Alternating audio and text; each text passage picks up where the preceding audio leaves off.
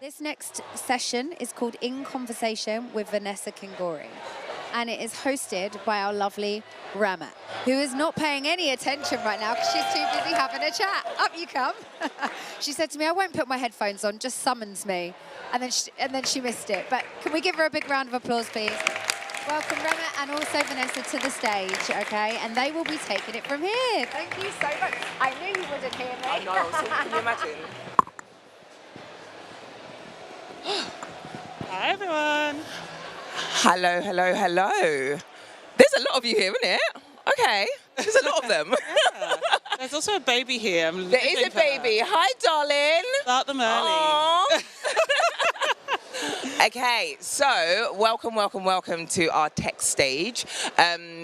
My name is Ramat Tijani. I am a strategic partnerships lead in the recruiting org at Google, which means I'm not a recruiter, but I look at how we can engage different audience to come into the tech industry. Google a headline sponsor, so I hope you've all visited the booth. If you haven't, please go visit the booth after, just saying. Really excited to be here today. And we've got the one and only, Vanessa Kingori. So I'm actually going to read Vanessa's bio because I don't want to get it wrong. So it is a very, very impressive bio. So anyone who doesn't know who Vanessa is and just happened to come into this stage, you're in for a treat. Vanessa Kingori, OBE, is a multi-award winning businesswoman. She has over 20 years experience in the media and creative industries, and she is currently the Managing Director of Tech, Media and Telecom at Google. She's bringing round of applause, yes!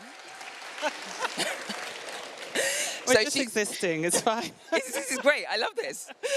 She's bringing a fresh perspective to the cultural shifts that we're having in the business, especially in this AI era. Now, Vanessa has a track record of firsts, and I love this for her, but also for us. So, in 2017, she made history as British Vogue's first publishing director in 100 years. 100 years! And Condé Nast Britain's first black publishing director. Her appointment at Google sees her being the most senior black leader in the Google European Business Org. On to the next page. Oh, God. Trying not to cringe too much. I'm like, is it Why over are you yet? cringe? Is it no, over? But this is your life. This is your story, so let's embrace it. Okay. She's also a prolific public speaker, having been on stage at Cannes Lion. I was at that one, it was fantastic. At World Economic Forum in Davos, and also speaking at FTSE 100 and Fortune 500 companies. So we're in the midst of someone very amazing. She's also been recognized for her achievements, having an OBE and an MBE for her services. I know, right? For her services to British media. And she was last year in 2023 named as one of the Power List's most influential black executives in 2023. Thanks, peeps. Vanessa, welcome, and how does it feel to be here today? Oh, it's so amazing to be here. I feel like I'm home. Even just coming in, the queues of people, I hope people didn't have to wait too long, but I was like, it's so unusual, unless I'm in Africa or the West Indies, to see this amount of black and brown faces, and it's so beautiful. So I'm so glad that everyone's here, pushing forward and thinking about, how that you develop yourselves. It's amazing. Great. So, you've made like a really remarkable shift from high fashion publishing all the way into tech now. And I want to know what sort of lessons that you may have learned along the way, and what can others take from those lessons, especially given that we're having to embrace this evolving shift with the AI era that we're in. Well, I mean, I'm just shy of 9 months in. And 9 months is quite symbolic because I do feel like I'm giving birth. I'm giving a birth to a new me, I think, okay. But also to a new moment. I think that I'm in a deep period of learning right now. And it's not just, and everyone is actually, which is quite nice. Everyone's learning at the moment. I think for me, what's really interesting is the deep level of multi-layered learning I'm needing to do, plus needing to lead while that through change. It's kind of a conundrum, right? Because the way that leaders normally show up is by having such a deep knowledge bank from rising through the ranks in an organization or an industry that they can kind of answer the questions and point people in all the right directions and so on. Where I am at the moment, I think there's a huge amount of opportunity in it, and I think it aligns very much to how we might need to think about leadership in this era more generally, which is it's much more collaborative with my team. It reminds me a bit of like the social era. I remember the social era when I was at Condé Nast, and all of the really like knowledgeable leaders who'd been there for 30 years just had no idea like how to post on Instagram and like how the algorithms work. And, you know, you try and speak to about TikTok to someone who, you know, is over 35. And what happens there is you need to collaborate. So some stuff I know that my team just don't know because they haven't navigated the levels and amounts of change that I have. They haven't led through constraint. But also some stuff they know that I just don't know. I don't know Google. I don't know all of the stakeholders. There's a lot of them. It's super matrix. A lot. There's processes, there's product, and I'm really comfortable in that. I can see that it makes other leaders really nervous. But for me, it's like, I don't know that. I'm going to empower and uplift my team and say, you know what, you're the expert on that. I'm not. I'm the expert on this. Let's pool our knowledge and let's create something that's really collaborative. So there's a really huge opportunity here for leaders to adapt. It requires some humility. It requires understanding where the boundaries are a lot of the times. And, you know, this is not a collaboration moment right now, but this is. But it also is a really huge opportunity for people in teams to become specialists and to lean in and to add. So you can't, it's so vast, AI, that you just can't be an expert in absolutely all of it. So I think that creates a kind of flatter structure, which I prefer, to be honest. Cool. And when we think about change, so I think that change is a constant in life. Like, things are always going to be changing when you need to be embracing that change. For you, change management is one of your specialties, and I love that because I did a whole master's in organizational change. Can you imagine? I love it. I was very excited about change. But when you think about change and how you introduce new technologies into organizations and how you bring people along this journey, especially in this era where we're looking at AI solutions, what does that look like for you?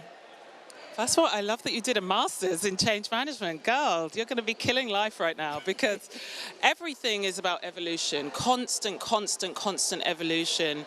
Even in the last 9 months, some of the stuff that I learned originally, like how annoying is this? I'm like, oh, I'm learning stuff. They're like, oh, no, we moved on from that. We moved on. What I really look at is as well as the technologies, it's the people that need to work with it and to evangelize around the...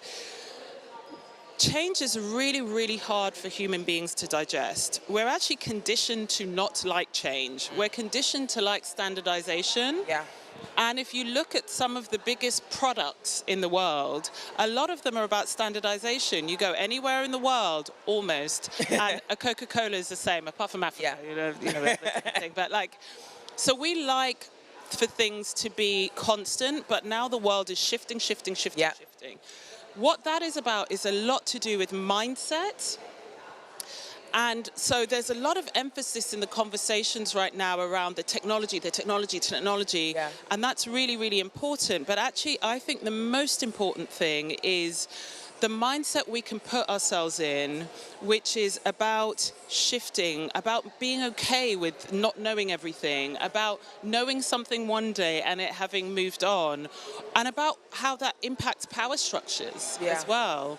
Because someone yesterday, and again, I think the thing that I think makes this perhaps more digestible is to think about the the rise of social media, if you were working in that time, how the power shifted when social platforms became a key way of communicating. And I remember at Condé Nast, for example, I was on GQ and the team on Vogue was saying, don't post the covers. We had these amazing covers and people were sending messages about the content and the covers via social media, and the teams there were just not used to that level of immediacy. And like, oh, how are they telling us that? We're only one day in, we're used to having like feedback from news agents 3 months down the line. It's like, everything's changing. Yeah.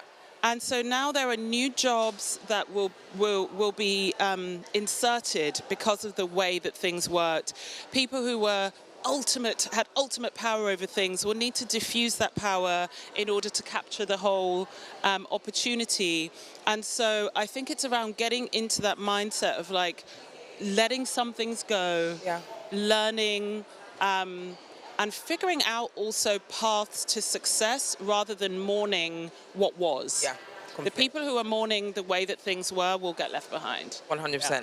And I always say to people that we're living in an era now that means that there will be jobs that exist in the future that don't exist now. We have no idea what they are, but they are coming.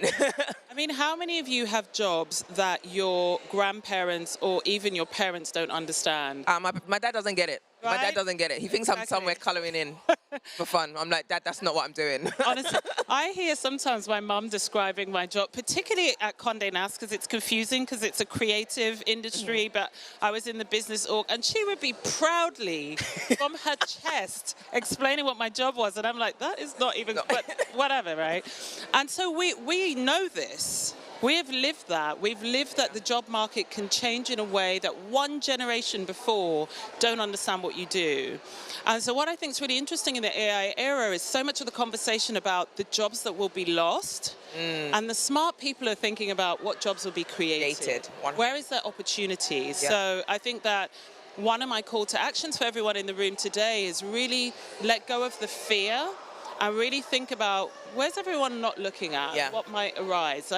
Like I say, social media manager didn't exist before. Now it's a key role. Yeah. And there's a whole industry created. So what will be next? Yeah. So thinking about like this AI era we're in, when we think of inclusion as a topic, what are your reflections on inclusion in the AI era? Well, I mean, I think it's a really interesting topic, and there's lots of discussion around inclusion, and a lot of the discussion centers around the things that can go wrong. And I think those discussions are valuable because without them, things will go wrong. 100%. Right? But I also think about what we might gain, because there are questions around inclusion that we've been trying to crack for decades, you know, for hundreds of years, actually, to be honest, but really for decades. And human beings are full of bias, and AI has the power to be led by that bias or to be a neutralizing force within that. And I think that there are huge gains that can be made when AI is deployed much more around fairness and in these new roles as well that can be created. I don't think that those levels of bias. And one of the things I was reflecting on, so I don't know if you guys saw this news yet, but it's absolutely blown my mind, and it's made me so excited to be at Google right now, which is Demis, the CEO of DeepMind, which is our AI business, which is powering the whole company and based here in London, was awarded a Nobel Peace Prize yesterday, which is nuts. It's absolutely crazy, and it feels like such a powerful time to be at Google. Like this guy that we see humbly sort of, you know, knocking around, you always had this sense of like, wow, the power of him is huge. But the reason he won the Nobel Peace Prize is because of this protein folding AI-driven system called AlphaFold. And AlphaFold has been trying to, well, AlphaFold addressed long-standing scientific challenge around understanding protein folding, and there have been millions of scientists who put their brilliant brains to this for decades and decades and decades. It's seen as a 50-year problem, but it's actually been a problem for much longer. And this technology has basically essentially solved the problem of protein folding and then open sourced it so that millions of scientists can adopt this knowledge that we've been trying to crack for so long. And now we can really advance the solutions and to some of the biggest diseases that have challenged our times, from malaria to, all of them. And this kind of thing just felt unimaginable before. Yeah. So what I think of with inclusion is like, what's the inclusion version of that? Yeah. Some of this stuff about like, how do people show up at work? How do we help people belong? How do we bring more people into different spaces? Well, that's all been through a human filter. Yeah. That is full of human bias, and now we have this opportunity to kind of alpha-fold the inclusion, inclusion conundrum. So I feel really optimistic. I think the caveat is we have to be in these spaces. Yeah. If we really want for AI to be part of the solution around some of the problems that organizations have faced with inclusion, then I think we have to, where we have roles in these organizations, we need to show up. I don't know if your organizations do testing around the AI products, Google does that. Be involved in that, because then you are in your own small way shaping what the technology looks like, who it sees, and all of those things. Absolutely. So I'm optimistic. We'll have a little optimism in the world.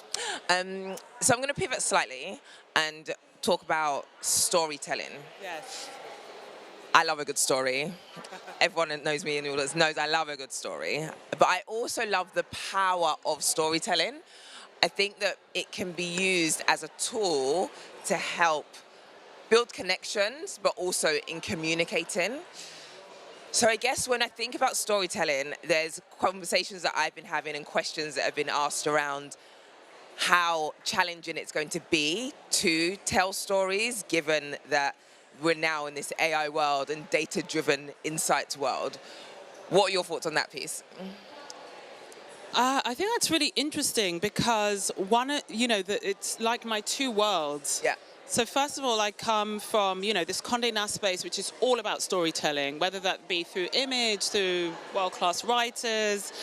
And then now I'm in this sort of data process-driven world. Yeah. And there's this amazing rich space in the middle, right? Because it's almost like head and heart. Yeah.